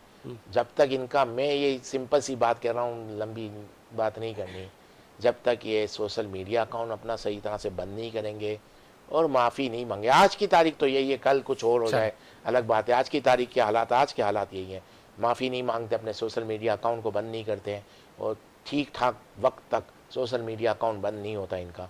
तो इससे पहले मुझे नहीं लगता कि इनके लिए कुछ रियायत। चले जी, इकबाल अडवाणी साहब, पाकिस्तान तहरीक इंसाफ और आप सबको ये एडवाइस कर रहे हैं कि पहले सोशल मीडिया अपना बंद करें, उसके बाद एक वीडियो बनाएं, माफ़ी मांगे कौम से, फिर आपकी रिहाई होगी। अदरवाइज बैठे रहें बकरा ईद पे भी। मुझे तो यही लग रहा है। चले जी, सियालवी साहब, आखिरी के अयाम चल रहे हैं और आपसे बड़ा एक अहम सवाल करने जा रहा हूँ। एतकाफ़ में लोग बैठ गए, एतकाफ़ में बैठने वालों की तादाद में इजाफा हुआ है या कमी? साजिद हुसैन साहब, अब ये सर्वे तो खैर मैंने किया नहीं नहीं, है। एक होता है, एक हाँ, आप चूंकि आप बड़े बड़े मदारिस जी, में जी, जाना जी, है, जी, जी, फिर जी। आप देखते हैं कि यार जैसे जुम्मे के दिन में नमाजियों की तादाद ज़्यादा है, जी, आम जी। दिनों में कम है, जी, जी, जी। तो इस साल तादाद में इजाफा है या जी, कुछ कमी है? मैं अर्ज़ करूं कि जैसे हमारे मोहतरम इकबाल साहब ने बताया है कि पहले जिस तरह मुखय्यर हजरात की वो एक्टिविटीज़ और वो देना और वो दिलाना, मदरसों में भी हाँ, देके हाँ, जा रही हाँ, हैं, बिल्कुल कम हो गई है। वो वाकई बिल्कुल, ये इस चीज़ की मैं तईद करूंगा। सर वो एक्नॉलेज कि, कर रहे हैं जी, कम हो गई है बिल्कुल, खाने वाने जी, आना हमारे जी, यहाँ। बिल्कुल ऐसे ही है, इसमें बहुत कमी आई है इस बार। अच्छा, हाँ, और इसके साथ साथ जो है वो जो मसाजिद के एतिकाफ़ का आपका सवाल है, उसमें ये है कि बाज़ जगहों पर तो वही तादाद है, लेकिन बाज़ जगहों पर तादाद कम हुई है सही जी, एतिकाफ़ वालों की भी। लेकिन इसमें यह है कि अल्हम्दुलिल्लाह जो मोतकिफ़ हजरात के लिए एहतमाम होता था मसाजिद में अब नहीं माजी में, हाँ। नहीं अब भी अल्हम्दुलिल्लाह अच्छा। वो एहतमाम वैसे ही चल रहा है अल्लाह के फजल व करम से। बाकी इससे हट कर जो चीज़ें थी, दीगर मामलात थे या दीगर त्यौहार के हवाले से, उसमें अलबत्ता कमी ज़रूर आई है। लेकिन अब एतिकाफ़ आपको पता है साजिद हुसैन साहब, ये तो बड़ी सादत की बात है और बुनियादी तौर पर हमारे प्यारे नबी सल्लल्लाहु अलैहि वसल्लम की सुन्नत भी है। और एतिकाफ़ करना, इसका जो बुनियादी एक मकसद, सबसे बड़ा मकसद बल्कि ये है कि हुसूल शब कदर, क्योंकि आप सल्लल्लाहु अलैहि वसल्लम ने पहले 10 दिन का एतिकाफ़ किया, फिर दूसरे 10 दिन का एतिकाफ़ किया। पहले 10 दिन में भी शब कदर नहीं है, दूसरे 10 दिन में भी नहीं है, फिर रमज़ान के आखिरी अशरे के 10 दिन का एतिकाफ़ जब किया तो फिर सरकार ने उम्मत को हुक्म दे दिया कि आपने आखिरी 10 दिन का एतिकाफ़ करना है। अब इसका जो बुनियादी मकसद है वो यही है कि वो शब कदर जो कि 1000 महीनों की इबादत से अफजल और आला है, जब मोतकिफ़ एतिकाफ़ करने की सआदत हासिल करता है, जहाँ और बहुत सारी नेकियां उससे नसीब होती हैं, तो उससे जब शब कदर नसीब हो जाए तो मैं समझता हूँ इससे बड़ी कोई नेकी नहीं है, जो कि अल्लाह के नबी सल्लल्लाहु अलैहि वसल्लम ने इसके बारे में जो है वो फरमाया। और फिर अल्लाह का हुक्म है, सूरह कद्र पूरी इस रात की अहमियत के हवाले से जो है वो नाजिल हुई कि वो रात जो कि 1000 महीनों की इबादत से अफजल और आला है। इसके साथ साथ साजिद हुसैन साहब, मैं गुज़श्ता दिनों एक सवाल हुआ था नूर बशर के हवाले से, अगर आपकी इजाज़त हो तो मैं उसको ऐड कर दूँ इसमें, क्योंकि उस रात को मुझे एक प्रोग्राम में जाना था तो मैं चला गया था, उसका जवाब नहीं हो सका था। तो उसमें आपने एक सवाल किया था कि नबी करीम सल्लल्लाहु अलैहि वसल्लम के हवाले से कि हुजूर नूर हैं या बशर हैं। जी जी, यही सवाल था ना आपका? जी जी जी जी जी। अल्लाह रब्बुल इज़्ज़त ने कुरान मजीद के अंदर इरशाद फरमाया, क़द जाअकुम मिनल्लाहि नूरुन व किताबुम मुबीन, तहकीक तुम्हारे पास अल्लाह की तरफ से नूर और किताब मुबीन आई। मुफस्सिर कुरान हज़रत इब्न अब्बास रदी अल्लाह तआला अन्हु आप फरमाते हैं कि यहाँ जो नूर से मुराद है ये जनाब मुहम्मद रसूलुल्लाह सल्लल्लाहु अलैहि वसल्लम है, और किताब मुबीन से मुराद कुरान मजीद है। सही। अब जब अल्लाह के कुरान से एक बात साबित हो जाए कि आप सल्लल्लाहु अलैहि वसल्लम नूर हैं, अच्छा इसी तरह बाद लोग यहाँ सवाल करते हैं। नहीं, उमर अब्बासी कह रहे थे बशर जी है। जी, मैं अर्ज़ करूँ ना, अच्छा। मैंने कुरान की आयत पेश कर दी है।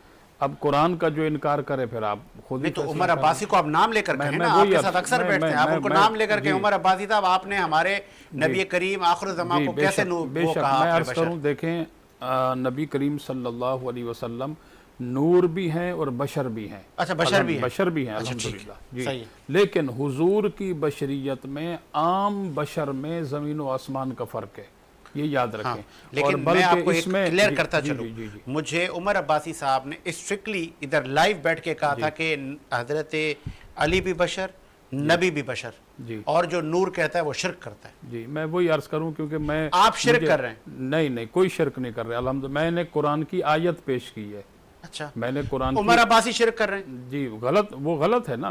अच्छा, सरकार देखे, मैंने अल्लाह का कुरान पेश किया है। हाँ। अब जब कुरान में एक चीज आ जाए तो वहाँ बात खत्म तो हो वो जाती आयत आयत एक बार रिपीट करें ना। जी, कद जाअकुम मिनल्लाहि नूरुन व किताबुम मुबीन, तहकीक तुम्हारे पास अल्लाह की तरफ से नूर और रोशन किताब आई, तुम्हारे पास नूर और किताब मुबीन आई। ये किस आयत? अल्लामा इब्ने अब्बास रदी अल्लाह तआला अन्हु जो कि मुफस्सिर कुरान हैं, जिन्होंने तालीम दरबार रिसालत माब सल्लल्लाहु अलैहि वसल्लम में जो है वो हासिल की सरकार से, वो मुफस्सिर कुरान इसका जो है वो तफसीर बयान कर रहे हैं, तर्जमा बयान कर नहीं, रहे हैं। कुरान की कौन सी आयत है?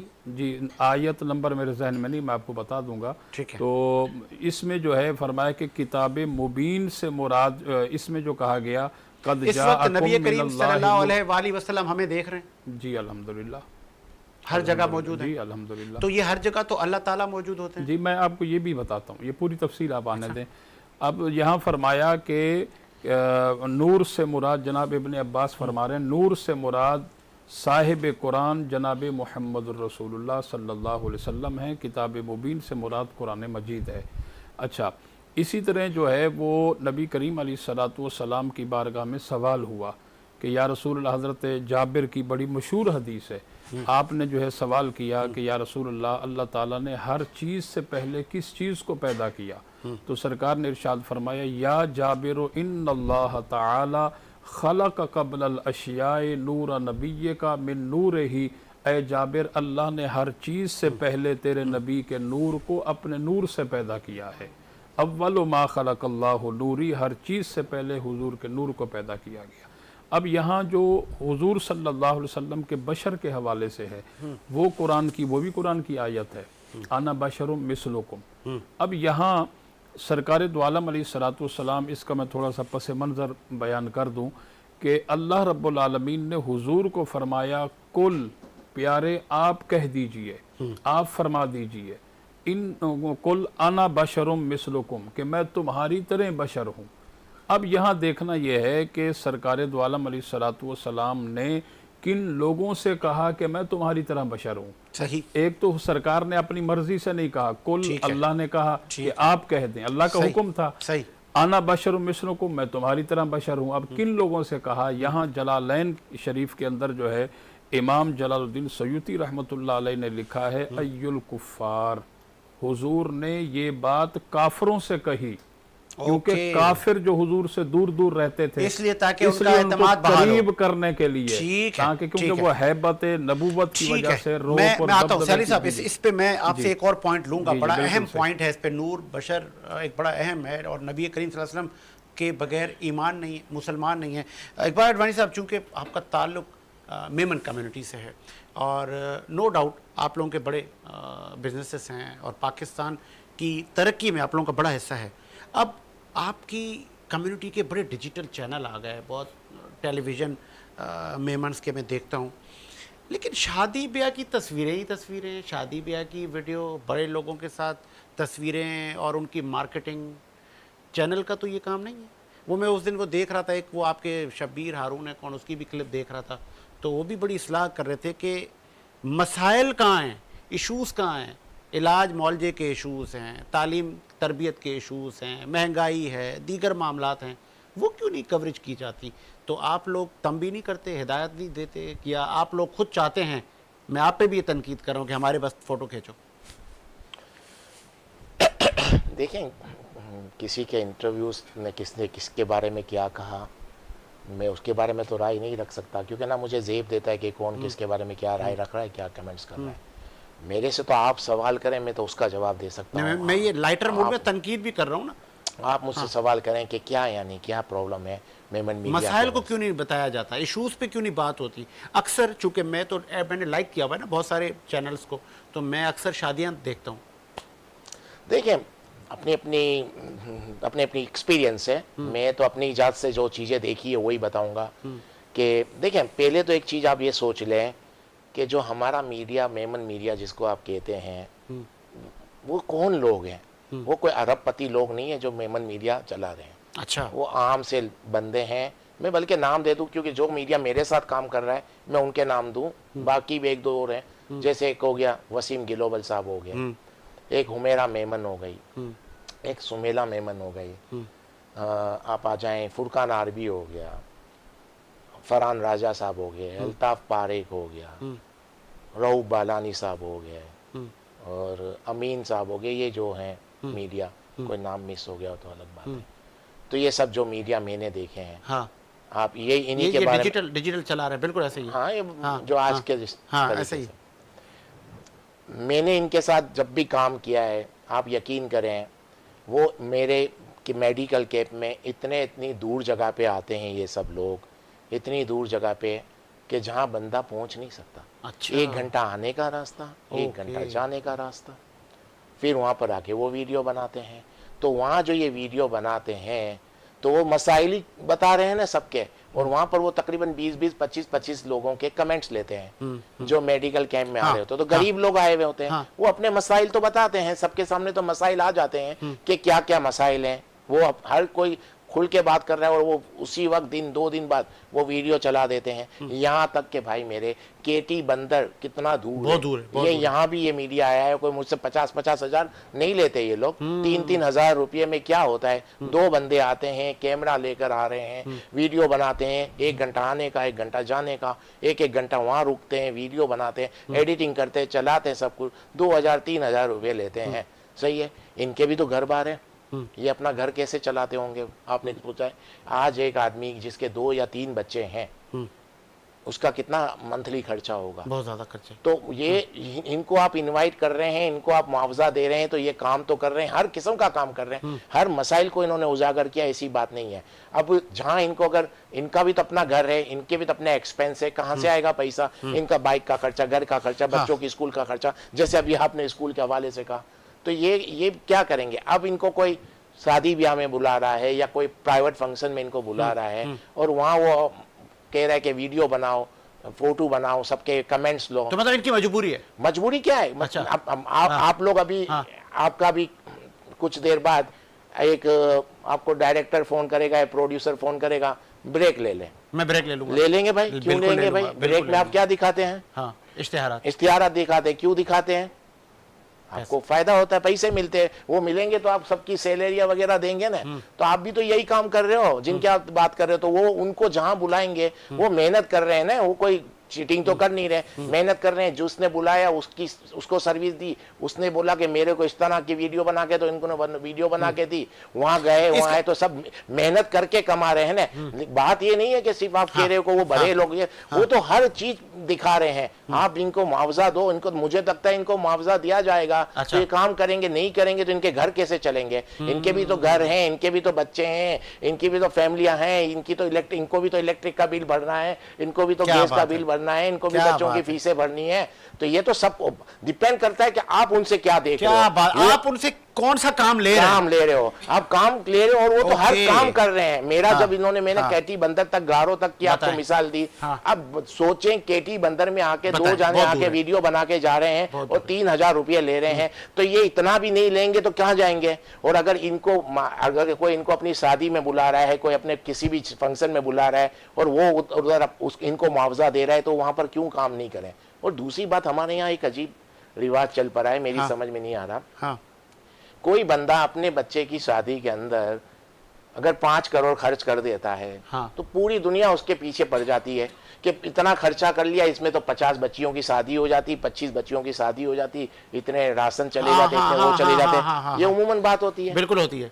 लेकिन हम वो देखते नहीं है। जो जिसके 2 या 3 बच्चे हैं, वो अपने बच्चों की खुशियों पे खर्च कर रहा है, तो उसके बारे में आप पूरी स्टडी तो करो। हो सकता है, मैंने ऐसे देखे हैं जो बच्चों की शादियों में 5 करोड़ और खर्च कर रहे हैं, तो हर साल वो 10 करोड़ के फलाई काम भी कर रहे हैं। क्या बात हम है। उनके फलाई कामों को नजरअंदाज कर देते हैं, उनके बच्चों की शादियों पे पीछे क्रिटिसाइज पड़ जाते करना हैं होता है। उनके, ओके। मैंने कितने लोग ऐसे देखे हैं जो हाँ। अपनी बच्चों की शादियों में खर्चा कर रहे हैं, लेकिन कितनी बच्चियों की शादियां करवाई हैं, कितने लोगों की बच्चों की जबरदस्त। फीस भर रहे हैं, कितने के यानी किराए भर रहे हैं, और सब काम अच्छे अच्छे कर रहे हैं। रात को इन बड़े बड़े लोगों को मैंने कंबल बांटते हुए देखा है। अगर वो बच्चे की शादी में भी खुशियां नहीं मनाएगा तो कहाँ जाएगा उसका इतना पैसा? हाँ। तो फिर देखें, एक बड़ा बिजनेसमैन होता है, बड़ा नाम होता है, तो उसको कुछ लोगों को कुछ प्रूफ भी करना पड़ता है, कुछ लोगों को लेकर दिखाना चलना भी होता पड़ता है, है, एक हाँ। खानदान होता है, उनके फैमिली की इज्जत होती है, उसका बिजनेस सर्कल होता है, तो वो चीज उसको करनी भी पड़ती है। और एक खुशियां भी हैं, 2 बच्चे हैं, 3 बच्चे हैं, कौन 50 मतलब बच्चे इस हैं? माइंड इसको चेंज करना पड़ेगा, इस माइंडसेट को। हर वक्त किसी के ऊपर क्रिटिसाइज करना, हर किसी के बारे में माइनस पॉइंट निकाल लेना, हर किसी के ऊपर तंकीद करना बेकार है। मैं तो एक ही चीज पे बिलीव करता हूँ, एक ही चीज पे बिलीव कर रहा हूँ कि भाई सिंपल सी बात है, दूसरों की खूबियां ढूंढो, हाँ, और अगर खामियां ढूंढनी है तो खुद में ढूंढो। इसके अलावा दूसरा कोई रास्ता नहीं है अपनी जिंदगी गुजारने का। बहुत खूबसूरत बात की। और समी कादरी से हम नाते रसूल मकबूल सुनते हैं, फिर मैं सियालवी साहब और काशिफ के पास आता हूँ, फिर हम इख्तिताम की तरफ जाते हैं। बिस्मिल्लाह। औज़ु बिल्लाहि मिनश शैतानिर रजीम, बिस्मिल्लाहिर्रहमानिर रहीम, अस्सलातु वस्सलामु अलैका या रसूलल्लाह व अला आलिका व अस्हाबिका या नूरल्लाह, अस्सलामु अलैकुम व रहमतुल्लाहि व बरकातुहू। वो कलाम जो प्रोमो शूट में पढ़ा था, तो मुझे वही कलाम का हुक्म हुआ है, समात फरमाइए। मैं के बेवुक तो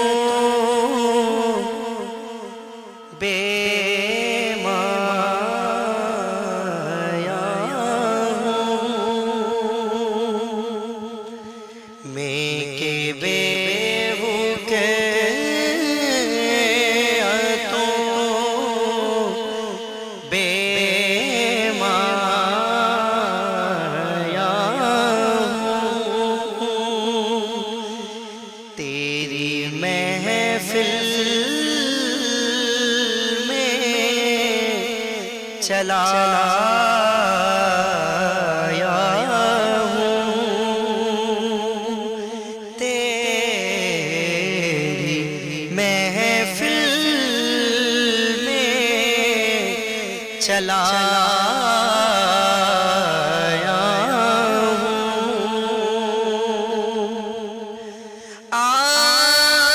आज हूँ मैं तेरा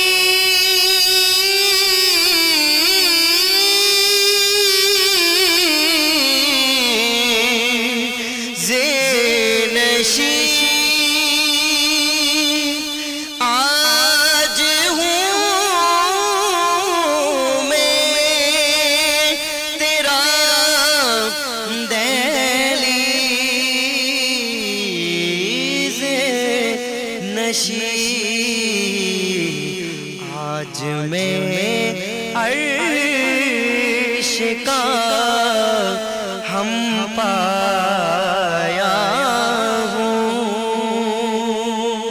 आज मैं अर्श का हम पाया हूँ। और जब मैं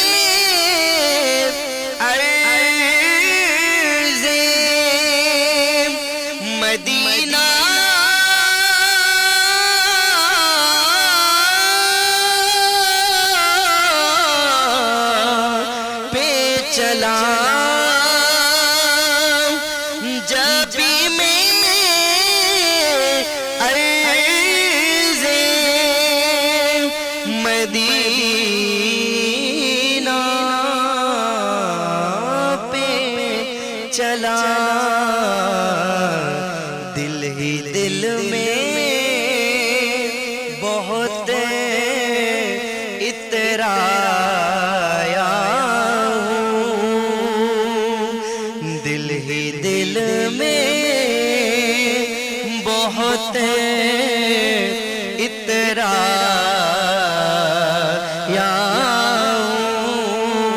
हूँ, तेरी महफिल में चला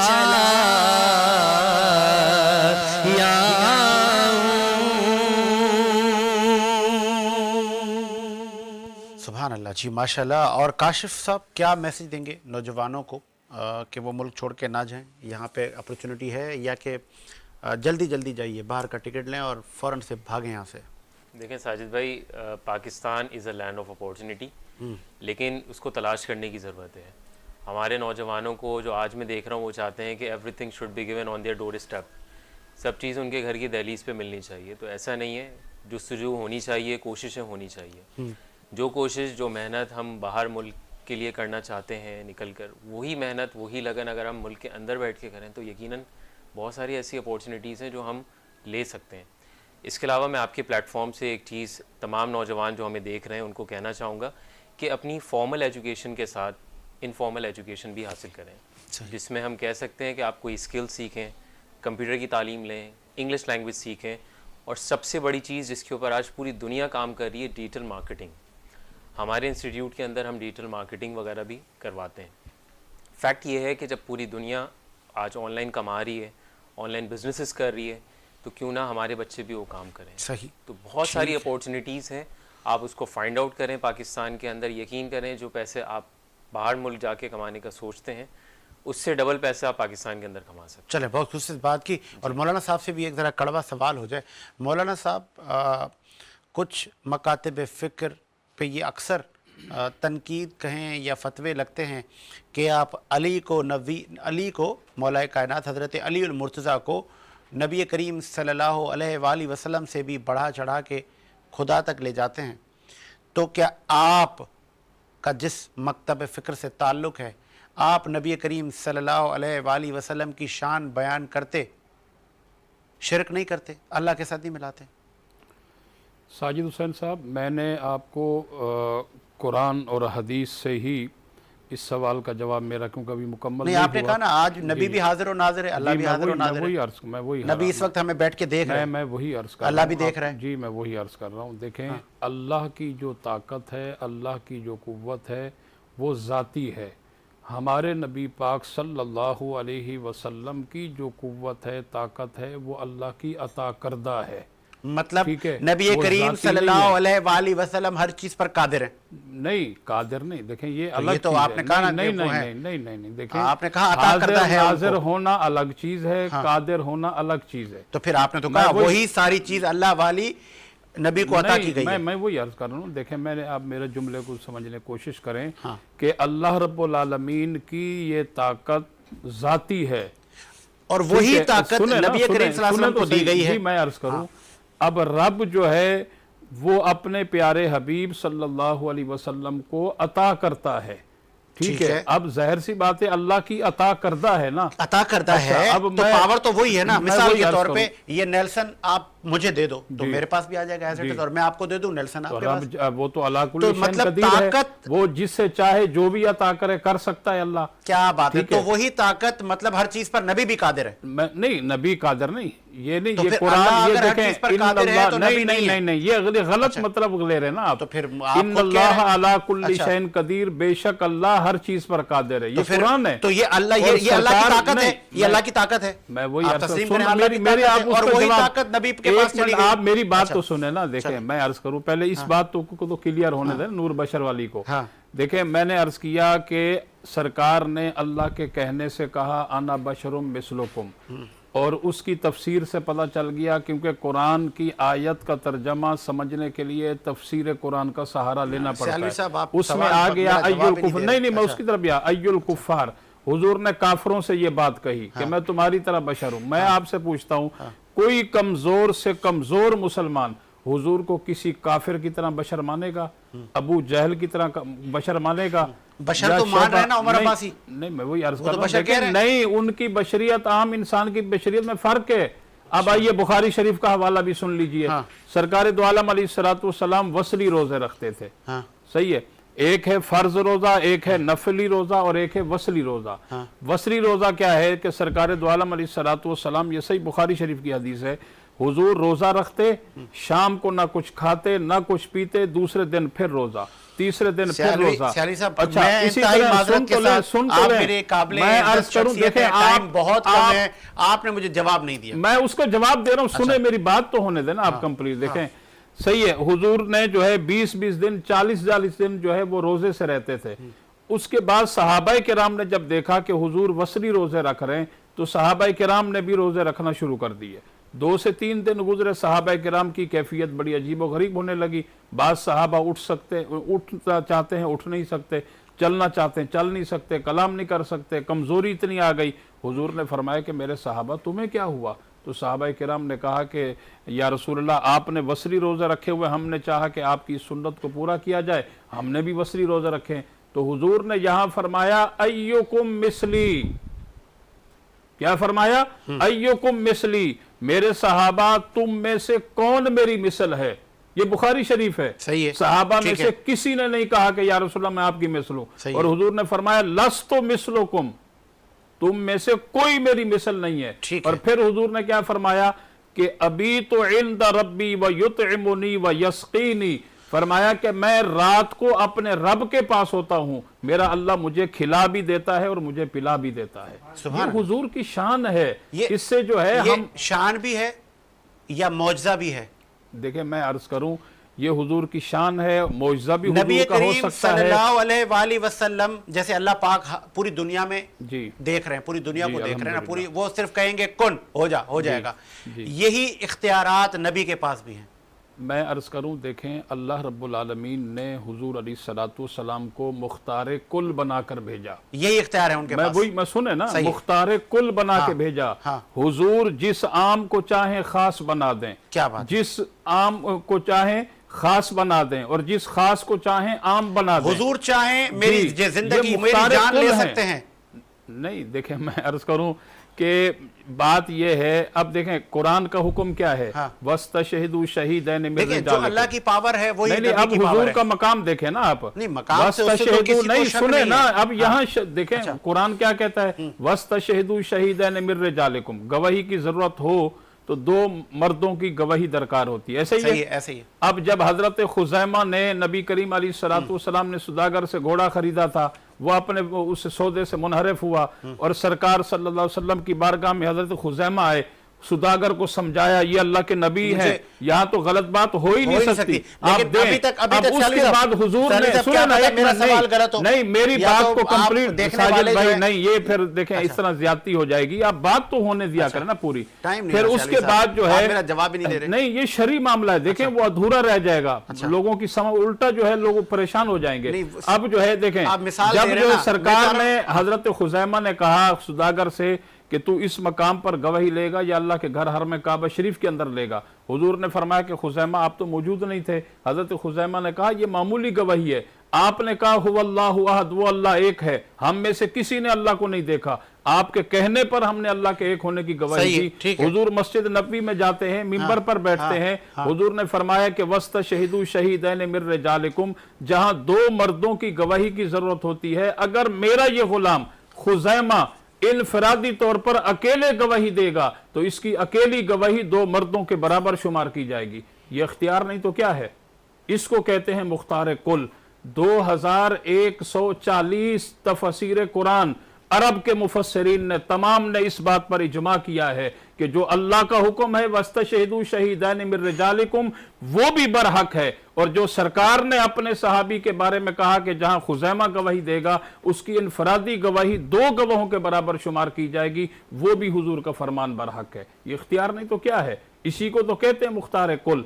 इसमें हमें क्यों परेशानी होती है कि अल्लाह ताला ने अपने नबी को ये इख्तियार दिया है, अल्लाह ताला ने अपने नबी को ये मकाम दिया है, अल्लाह ने अपने नबी को ये मर्तबा दिया है।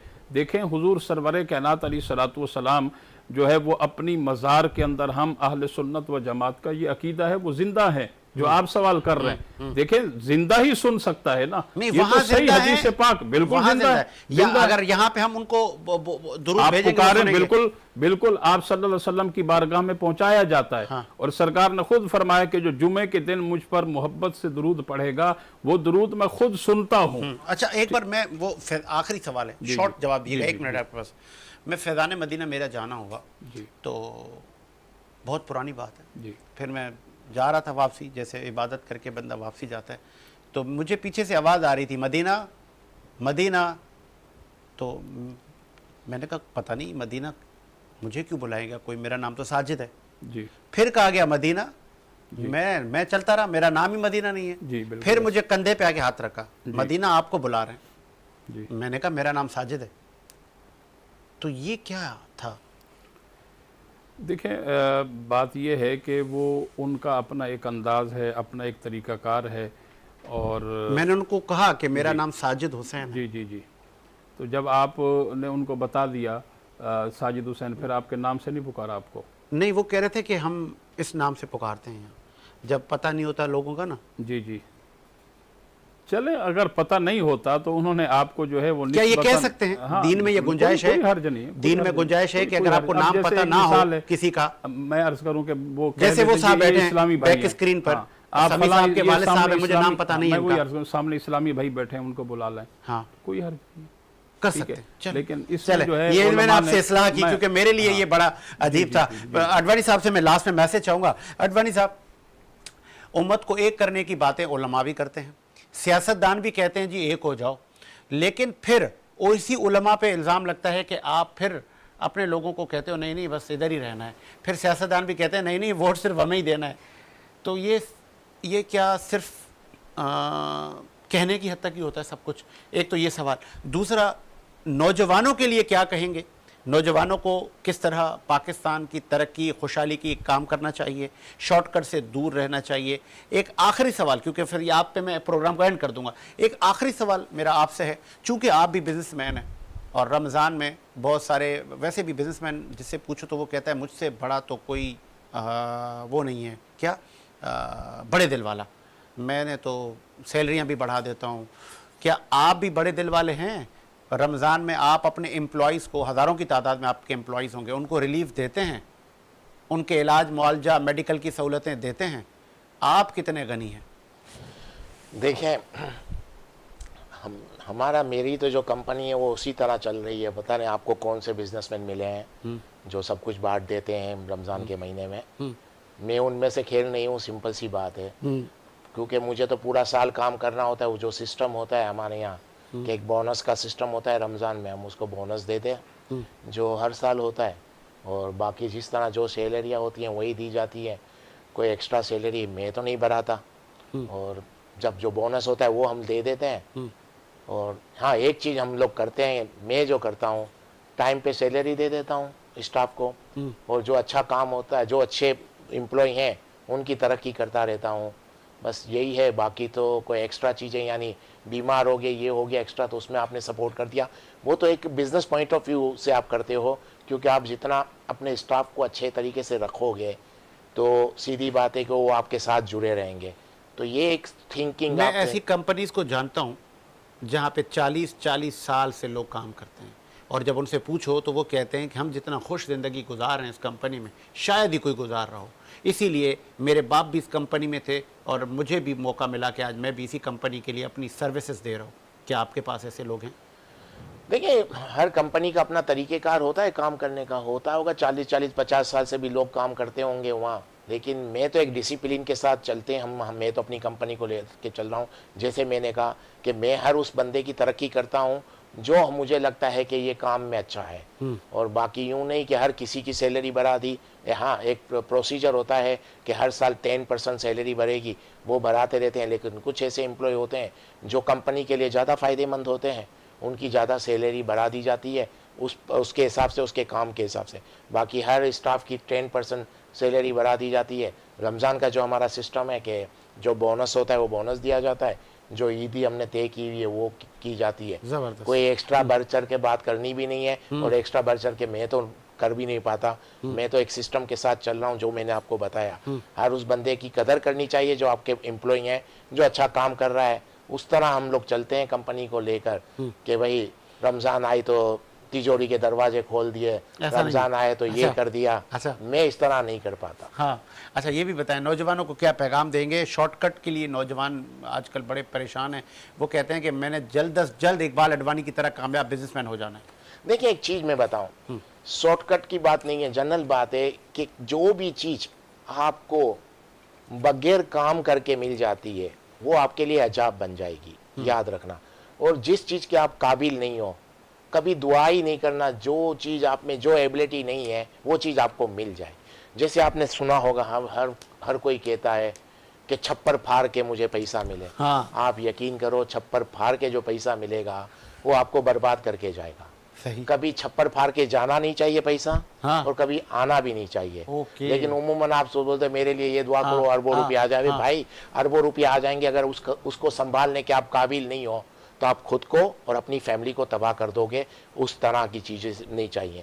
हाँ, ये सोचें और ये कहें, काम करते करते आपको सब कुछ मिलना चाहिए। मेहनत करें, मेहनत के बगैर आपको कोई चीज़ मिल रही है वो आपके काम की नहीं है, क्योंकि उसके काबिल नहीं हो। जैसे मैं एग्जांपल दे दूं, आप एक डॉक्टर है, बड़ी डिग्री है, इसमें कोई दो राय नहीं है।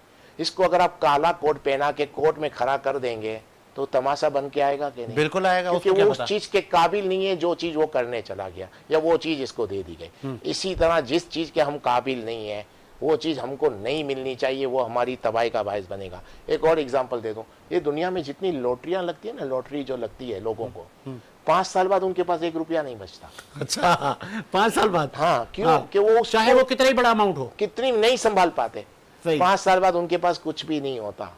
लेकिन वो जो जिस ट्रांजैक्शन से गुजरते हैं वो ट्रांजैक्शन उनको बर्बाद करके रख देती है। वो अब किसी काम का नहीं रहता। 5 साल पहले उसके पास कुछ नहीं था लेकिन अच्छे तरीके से जी रहा था। 5 साल बाद भी नहीं है लेकिन अब जी नहीं पा रहा, तमाशा बन गया। तो मकसद मेरा कहने का ये, कभी खुदा से ये दुआई मत करें कि छप्पर फाड़ के पैसा आए। हम हमेशा ये तो कहते हैं ना कि अचानक पैसा जाना नहीं चाहिए। भाई अचानक आना भी नहीं चाहिए। नहीं संभाल पाओगे, खुद को लिए प्रॉब्लम बनाओगे। इसलिए शॉर्टकट की बात दूर है। हर चीज़ काम करके लें, मेहनत करके हासिल करें। मेहनत करके आप बहुत कुछ हासिल करते हैं, कर सकते हैं जो आप सोच भी नहीं सकते। बस आप वर्किंग करते रहें, कभी आउट नहीं हो। और बल्कि काम तो मैं ये कहूँगा कि काम तो पूरी ज़िंदगी आपने करना है, कब्र में जाने तक आपने काम करना है, भले आपके पास कितना पैसा भी आ जाए। एक आखिरी सवाल, सिंध के लोगों की फरमाइश है। टाइम मेरे पास ख़त्म हो चुका है क्योंकि सिंध में हम रहते हैं। और उन्होंने कहा था कि मुझे आपके पास जो इकनॉमिक एनालिस्ट आए आज, उनसे ही आपने सवाल करना है। मुझे लास्ट पॉइंट पे याद है, 6 कैनाल बन रहे हैं चोलिस्तान में, जिस पर सिंध सरापा एहतजाज है। अब पीपल्स पार्टी भी कह रही है हाँ हम नहीं बनने देंगे। जो पीपल्स पार्टी पहले कहती थी कहाँ बन रहे हैं कैनाल, बन ही नहीं रहे। अब दरिया सिंध की ओनरशिप ली है सिंध के लोगों ने, जगह जगह शहर शहर एहतजाज है। लेकिन जहाँ बन रहे हैं वो कह रहे हैं हम कॉरपोरेट फार्मिंग कर रहे हैं, हम तो अपने हिस्से से ही पानी निकाल रहे हैं। ये झगड़ा हो रहा है, ये आगे बढ़ेगी रवेश। पाकिस्तान में पहले ही पानी की कमी है। सर 1 मिनट है, देखिए ये क्या मसला है? जहाँ के लोग हैं उनको ऑन बोर्ड लेकर कोई भी काम नहीं होना चाहिए। अगर सिंध में कहीं से भी पानी लिया जा रहा है, उस इलाके मैं तो सिंपल सा आंसर दे देता हूँ, उस इलाके के लोगों को जब तक आप ऑन बोर्ड नहीं लेते हैं, वो उनकी ख्वाहिशों के मुताबिक आप काम नहीं करेंगे तो इसका रिजल्ट गलत निकलेगा। कोई भी ऐसा काम नहीं होना चाहिए जहाँ जिस इलाके से भी आप कुछ ले रहे हैं या कोई काम कर रहे हैं, उस इलाके के लोगों को ऑन बोर्ड लें, उनको कन्वेंस करें। अगर वो तैयार हो तो आप वो काम करें, अगर वो राज़ी नहीं है तो वो काम नहीं करें, क्योंकि वो पायदार नहीं होगा, उसका रिजल्ट नेगेटिव आएगा। बहुत खूबसूरत और अवामी बात कही इकबाल अडवाणी साहब ने कि अगर आप जिस जगह जिस एरिया में इंडस्ट्री लगा रहे हैं, एयरपोर्ट बना रहे हैं या चाहे दरिया का पानी ले रहे हैं, सबसे पहले वो जो मकामी लोग हैं उनका हक होता है कि वर्ल्ड लॉ है, आप उनसे पहले पूछें, मकामी लोगों को नौकरियां दें, उनको फैसिलिटेट करें। वो स्टेक होल्डर हैं, वो दरिया, वो ज़मीनें, वहाँ पे वो जो एग्रीकल्चर निज़ाम, पहले उनका हक है। अगर वो समझते हैं कि हाँ आप उनको ऑन बोर्ड लेते हैं तो फिर आप ज़रूर वो काम करें। अदरवाइज़ इंतशार फैलता है, मायूसी फैलती है। इस उम्मीद के साथ मेरा मुल्क शाद आबाद रहे। मुझे साजिद हुसैन को इजाज़त दीजिए। मुलाकात होगी नए प्रोग्राम के साथ। अल्लाह हाफ़िज़।